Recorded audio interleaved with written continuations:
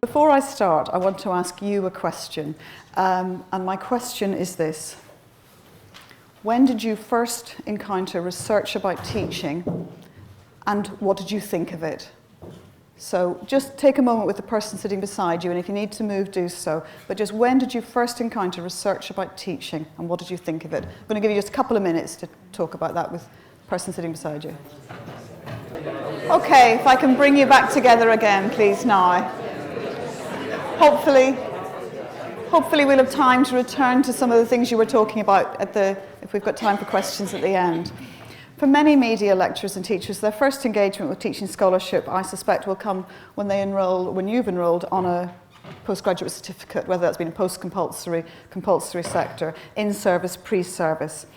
And often teachers and lecturers will study on these programs alongside colleagues teaching other subjects, whether it's sort of chemistry, geography, other disciplines. And clearly these disciplines have a bearing on how that educational theory is understood and applied. No one comes to teaching with a blank slate, and the subject expertise will imbue the context of teaching. Shulman uses the term signature pedagogies, which some of you will be familiar with, to highlight the distinctive approaches to pedagogy adopted across a range of disciplines. Thus, a performance lecturer will have a perspective on teaching enriched by the frame of contemporary performance practice. And so, obviously, my key point being that all educational research and practice is disciplined. Now, just a word on nomenclature. There are many terms used to describe research and teaching, and each phrase is freighted with meanings and messages. And in this lecture, I'm going to use the terms pedagogic research, pedagogic scholarship, and educational inquiry. And for me, these words are very much on a spectrum. And so if I use myself as an example, in my teaching, I might just try something out. So I'm just kind of doing some work on my own teaching in a very local, very, very local individual context. I might then apply for funding and do a sort of slightly larger project, maybe funding from the HEA. I might write it up as a project. Or indeed, I might do something much more formal and scholarly, looking at the key literature, doing some primary research, and of course that would be more formal research within a sort of a ref possibility. And I think what's interesting in looking at teaching and learning research is how much we talk and how much work is placed across that spectrum. So I'm going to use those terms as I work through. I want to draw out parallels between media and art and design teaching, not least because I know more about art and design teaching than I do around media teaching. But I want to share this. I think both these areas share an emphasis on creativity. And the other interesting thing is, many of you, the media is the focus of today, and many of you will see yourselves as practitioners in media, you're media makers, and this is part of your identity. And I thought it would be interesting to share with you a research study where I carried out interviews with fine art lecturers, and I was talking to them about their assessment practices, and I noticed that their identities as artists imbued their ideas and practices around assessment. So I'll give you a moment just to read that quote, because I think that lecturer illustrates that connection between identity and assessment practice in a very articulate way.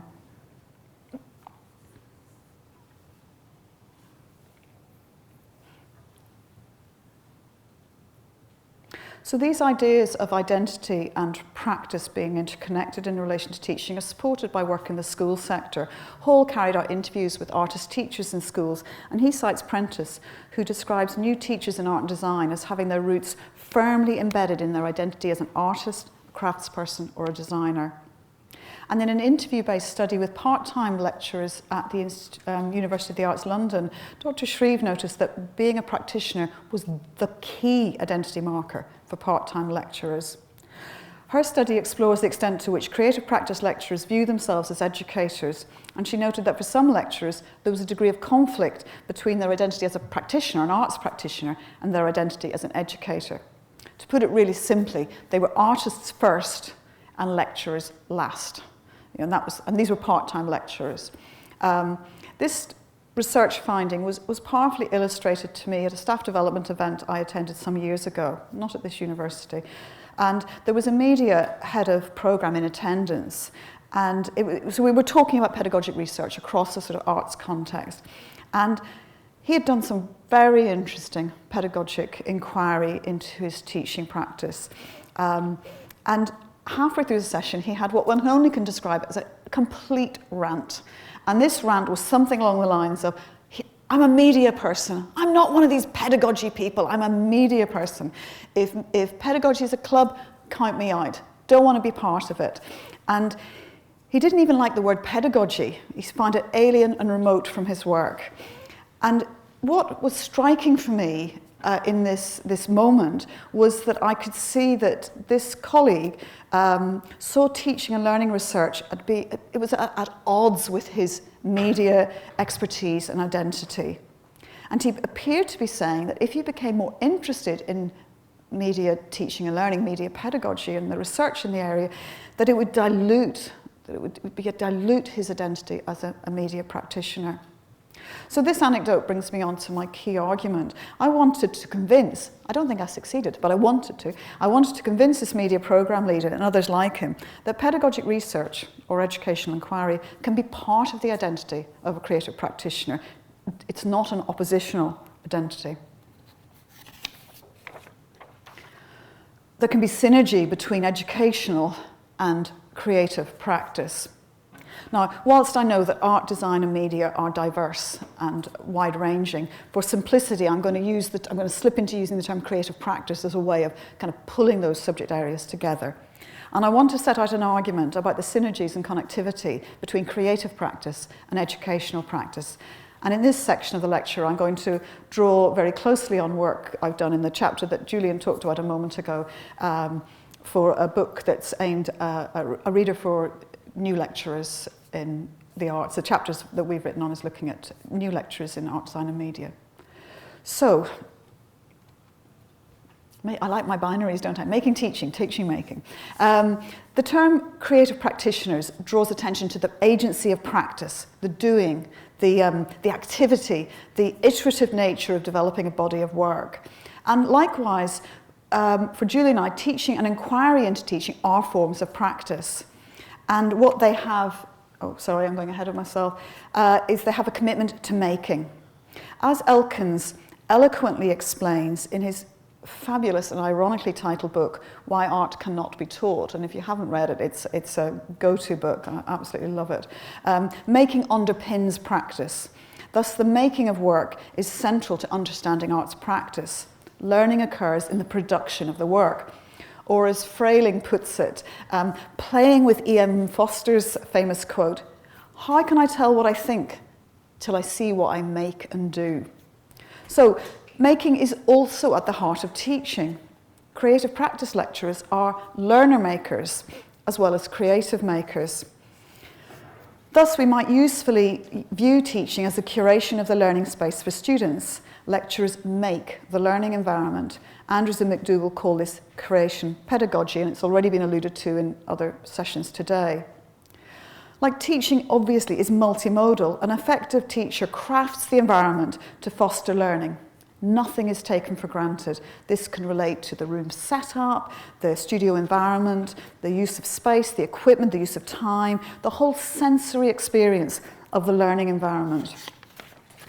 As Hall and Loughran note, the diverse ways that a lecturer makes use of these elements can be described as the art of teaching practice, or the making of teaching. The second parallel between educational and creative practice I want to draw on relates to a commitment to process. I've written about this elsewhere, but essentially I think this focus on process is a truth of the discipline in art and design. This interest in the journey of the making, which in education there is as much interest in the journey of the making as there is in the product, the artifact that's created at the end of that process. And I think the interest in process in art and design education very much reflects lecturers' interest in individual students, the trajectory of their learning, the development of a student's learning over time, this focus on process. Now, process is not a word I've encountered in educational research, but I think it's a useful term to use because it focuses our attention on the lived and emergent experience of teaching. So for me, this is about being as interested in teaching and learning as it unfolds in the studio or the lecture hall, as I am interested in the product of learning and teaching, whether it's the achievements, classification, etc. So the moves a lecturer makes in the seminar space or studio, minute by minute, as they design teaching, constitute a process of pedagogy. And just as we encourage and indeed require our students to write journals and sketchbooks, electronic tools, to leave a process trace, so we could do more to encourage our lecturers to keep journals and sketchbooks, to leave a trace of teaching. This is about documenting the process of teaching, itself a craft. And this could bring, and does bring, greater reflexivity to sort of teaching making. For the ethnographer, these journals are field books. For us, we might want to call them teaching process notes. And obviously they could be textual or visual in nature or electronic. And of course these process notes can provide useful research data for research about teaching. A focus on the work is another central truth of art and design education. It's all about the work. How many times have we heard that? It's all about the work. So in the context of this input, let's expand our definition of the work. In the context of pedagogic research, the work is the educational practice. Which brings me on to my third point. Pedagogy and creative practice both share a commitment to the idea of the reflective practitioner. So I've got a definition there, which I won't read out, but reflective practice is clearly, and this will be absolutely as true in media as it is in art and design, it's absolutely the heart of creative practice. And of course, it's also at the heart of educational inquiry. You know, many of you, when you've done PG Certs, or indeed taught on postgraduate certificates of teaching and learning and academic practice, will require students, or have been required yourselves, to keep a reflective log as part of your teaching course. And I don't think you could do a course for teaching in higher education now without having that requirement to keep for a reflective element. Julian and I note that in our experience of working with lecturers, new lecturers on those courses across a range of disciplines, it's our view that the creative lecturers, the reflective element of those courses sits very comfortably for the creative lecturers in our groups, and that sometimes, and I'm being very stereotypical here, I'm just generalising, but sometimes it's maybe the science lecturers who find that language of reflexivity they've had to make a bigger leap to find that reflective voice when compared to some of the art, design and media lecturers in those beginning teacher courses. So it's clearly a strength that creative practitioners bring to educational scholarship. So a commitment to reflection is an obvious connection between creative and educational practice. My next parallel, I think, is not quite so obvious, a commitment to creativity. Now, whilst the term creativity is highly contested, elusive parameters, we're not going to go there, creativity clearly underpins art, design and media. And what I think is interesting is if you go to the Higher Education Quality Assurance Agency benchmark statements, which obviously set out a kind of expected coverage of the subject in different areas. If you look at the subject benchmark for media, which is called Communication, Film, Media and Cultural Studies, there are 34 references to the term creativity. If in turn you go to the art and design statement, there are 46 references to the term creative. Okay, let's look at the benchmark statements for education. Let's put the word in and see what we come up with. Nothing. It's not mentioned once in the education benchmark. However, it is widely recognised that excellent teaching is not a recipe, nor is it based on following a set formula. And we want to argue that creativity has a central role to play in educational practice and inquiry. Excellent teaching is skillfully and carefully planned. You know, this is not about being sloppy or just kind of turning up and seeing what happens. But it has got an emergent dynamic and serendipitous element. And from this perspective, you know, Denscombe says that it's like intellectual bricolage. So the commonalities between educational and creative work are, as on this slide, interest in practice, interest in making, interest in process, reflexivity, and creativity. What I want to do now is move on to, I'm sort of indulging myself with a little sort of personal bugbear that I'm sort of shoehorning into the lecture because I think I can get away with it. I want to talk about an area that is very contested in art and design education, which I think, and you'll tell me, has got some relevance to media education.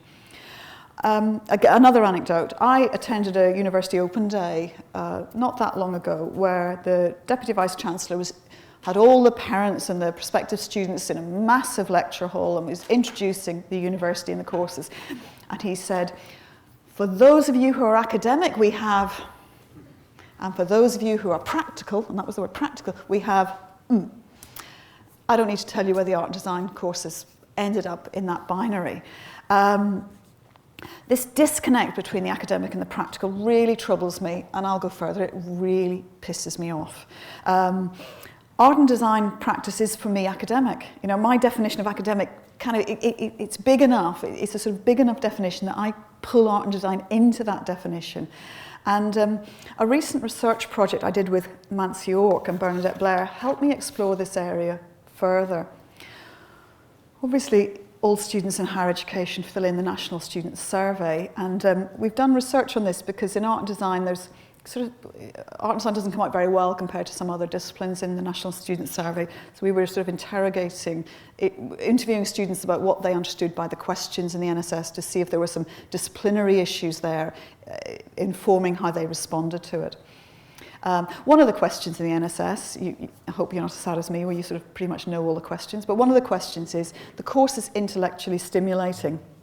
So we interviewed students in 2 universities and we asked them what they thought about this question. So we're not asking what they answered, we're asking them what they thought the question was about. And in our analysis we noted that some students just didn't see their courses as intellectual, and they contrasted their studies to those of their flatmates who studied book subjects. Now, I am sure you would agree with me that the students who get firsts or A's are those who have engaged intellectually with their practice. So if that's how you're going to succeed with an intellectual engagement with practice, why would we call it a practical subject when by doing so we're not equipping our students to succeed and excel? You know, they might pass, but they won't succeed and excel. Why would we communicate in any message that they could use their hands at the expense of their brains? And you might think this is a semantic point, but for me, words matter. To call art and design a practical subject just doesn't do justice to the intellectual territory of practice, and indeed it encourages our students to misrecognize their learning. I prefer the word practice because, for me, practice sort of encompasses an intellectual territory within it in a way that I don't think practical does at all. So for me, art and design is part of the academy, and of course this echoes conversations from David this morning about the subject's place in the academy. I thought I'd just give you a couple of quotes from the students. These are art and design students, 3rd year, talking about this question. So I'll give you a moment just to look at it.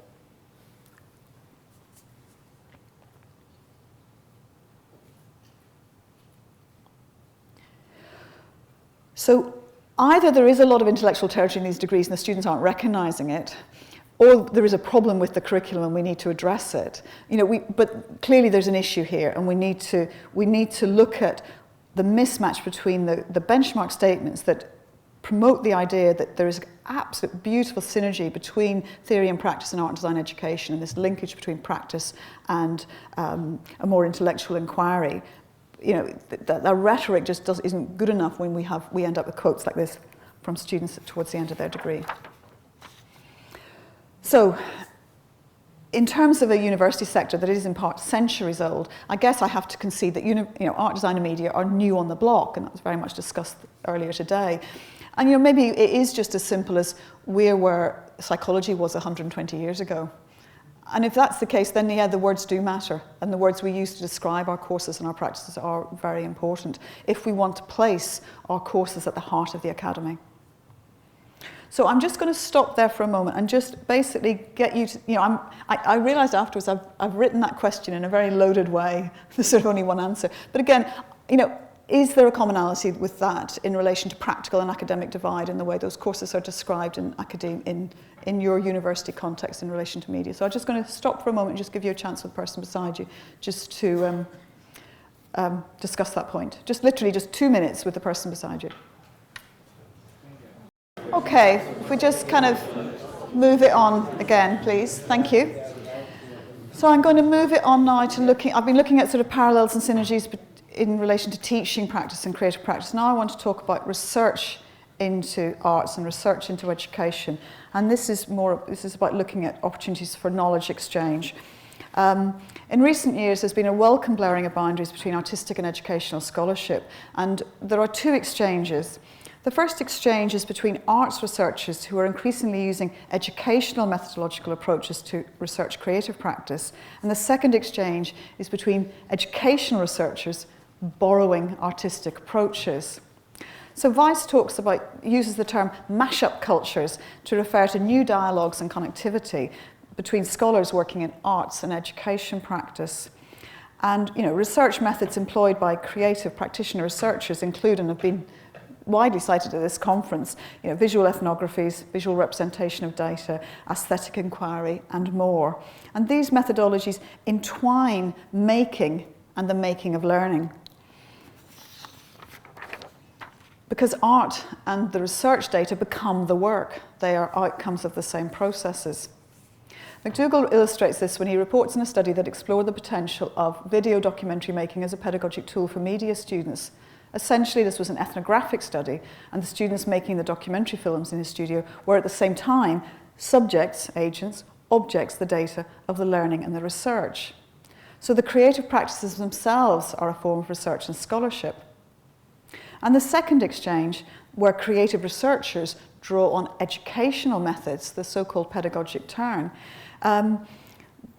we're looking at the employment of artistic methods used by those in social sciences within which commonly education is situated. And Hickman argues art is a vehicle for educational research. And he says visual art forms and performance can serve a useful purpose in educational research by conveying truths. You've got it there, I'm not going to read it out.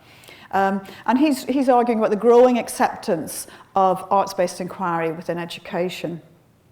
And so this is leading to a sort of remixing and a resituating of roles and identities of artist, creative maker, student maker, teacher and researcher. So teaching research is increasingly informed by new ways of working, gathering data, participating in interdisciplinary spaces, presenting, representing data, findings and learnings. And many of these new approaches are heavily influenced by the arts, by media, particularly where new technologies are involved. Addison has written about the potential of visual arts practice as a way to research educational phenomena, and he explores the ways that the embodied practices of making and art and design can be reconfigured into a mode of inquiry. Now, it's well beyond the parameters of this lecture to explore practice-based research. It is enough to note that there is a growing community of practice around the use of visual and performative and sort of broadly creative ways of sharing findings from educational research. So inevitably this brings us on to consider forms of research output. In most cases, educational research is reported in journals and books. However, the media practitioner or the art and design practitioner output will often go beyond the text. So from this perspective, we might despair at the linguistic fetishism we find in colleges and universities, the obsession with the written word as the normative unit to explicate knowledge. And arguably, one of the reasons why art and design educational scholarship is so underdeveloped in higher education is because this default, this sort of what's seen as this necessary leap to text, and that being a barrier for kind of very visual practitioners in art and design education. So as Candlin points out, in educational research, an orthodoxy has prevailed for many years that situates the book or the article as the standard unit of knowledge transfer. So creative practitioners who want to engage with educational inquiry can feel a bit kind of constrained and can in some cases feel like that we're asking them to put some of their strengths and expertise and interest and passion into a box. And this is explored by Mark Hallam, an HE educator and choreographer I worked with some years ago, who challenged these ontological assumptions in her writing, in her practice-based PhD research. Now, what Mark Hallam was grappling with is a way to reflect upon her dance, her choreographic practice in dance. She didn't want to dance and then have to write about the dance. She wanted to find a reflexive modality that actually was in the same medium as the work itself. So you can tell that was a good old PhD that kept her busy for a few years. she wanted to, as I say, she wanted to use choreography itself as opposed to documented writing about it as a documentation modality. And really what she's arguing, she's saying, you know, you've got the essay, you never write a commentary on the essay, why are you writing a commentary on the performance? So why was she's basically questioning the idea of the textual supplement. Now actually she came back to doing some writing, so you know it was a journey travelled and there were some conclusions made, and I don't want to sort of insult her by oversimplifying what she said, but this is a very extended quote to put on a slide, but even if you skim read it, I think it's showing some of the complexities there about output for visual educators and the challenges therein.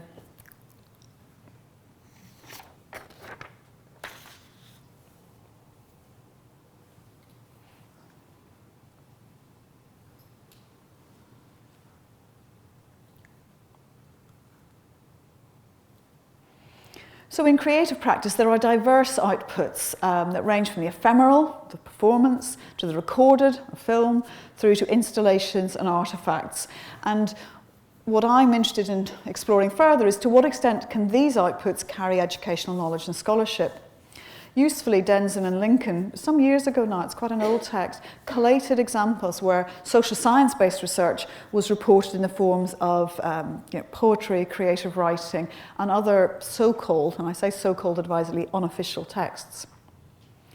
So, as I mentioned earlier, Shulman uses the phrase signature pedagogies as a means to illuminate the diverse approaches to teaching adopted across the disciplines. All disciplines have signature pedagogies.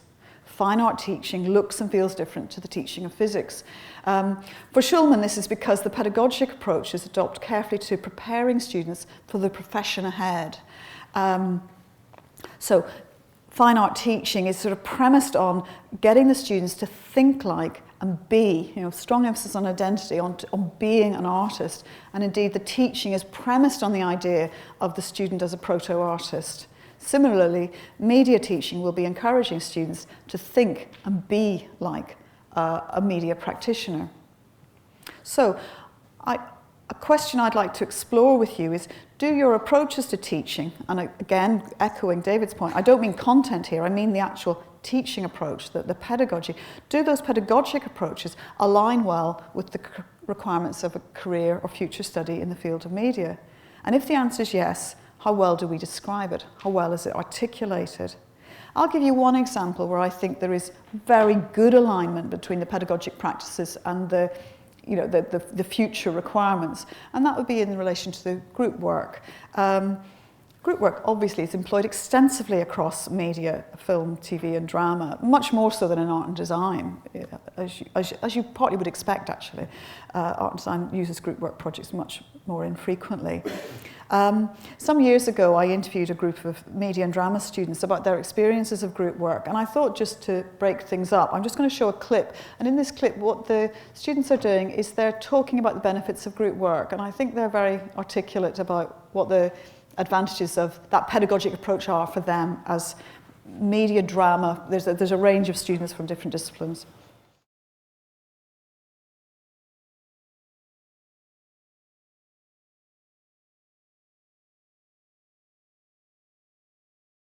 You get, I love working with lots of different people because you get lots of different points of views, you see things in different ways that you might not have thought of, and you get to discuss your ideas and you get to come up with an end product that's not biased really, like you get in a lot of different point of views, so it is beneficial. Benefits of working together with anyone means that you've got more minds instead of just your own to rely on. I think it puts you in good stead for later life in the workspace when you have to work with people that you don't get on with. I think that definitely it's something important, and I think it's a very good thing working in groups. You get a lot of different input from different people, and next year I'm working with a group of 3 people, me and 2 others, and we've specifically decided to work together doing what we're doing because we come from so different backgrounds. I'm a different age to them, so I've got a different experience. So I just think working together with other people, it brings in a lot of different views and a lot of different aspects. From a film and TV point of view, probably because it sort of mimics how it would work in the industry, generally, especially in television or even in like very small independent film groups. You're not going to be working on your own. So in that way, and also bouncing ideas off each other and learning from each other as well. Definitely with theories and context, where we get to work, as I say, with people from the different modules. I think that's a great benefit, because not only are you having the theatre aspect of it, you're getting dance and music as well. So it does mean that you get a lot more ideas, and it just means that it extends your learning, because you're not just sticking to your comfort zone of the things that you know about. You're learning from other people, and you're getting pushed into areas that you don't maybe feel so comfortable in, but you're learning at the same time. It's nice when they give you both critical feedback, like, you know, they might give you constructive criticism where they say, I like what you did here, but there I think you could do this, that or the other, and they understand what you're doing because they're doing it as well. I think there's great benefits of working with the students, and, you know, lots of ideas, especially on the drama course. It's so creative that everyone kind of feeds in, and you can create some amazing, brilliant work. I think it's really important, actually, because especially for our course, you have to learn to work with people even if you don't get along with them. So it's pretty much the most important thing.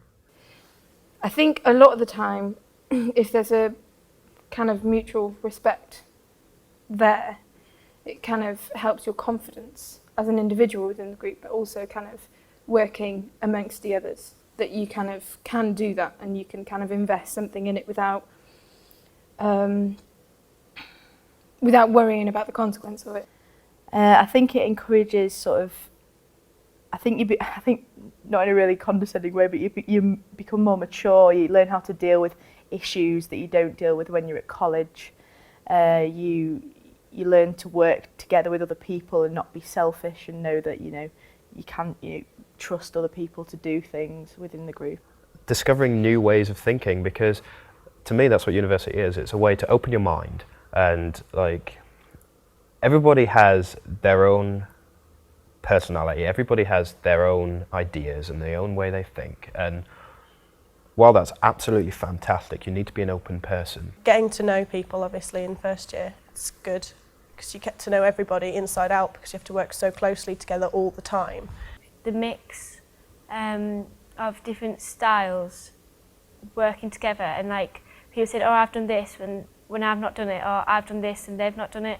So like not teaching each other, but you're bringing different aspects of what you previously know that they don't, or vice versa, and I like the mix of it all. Working together, you've got all these people from all these different backgrounds bringing all their own ideas, and then you've got your ideas, and it's just brilliant to see like the mix of the ideas coming together and the way all that works. It's a really, really good sort of enjoyable experience. I really enjoy working in groups.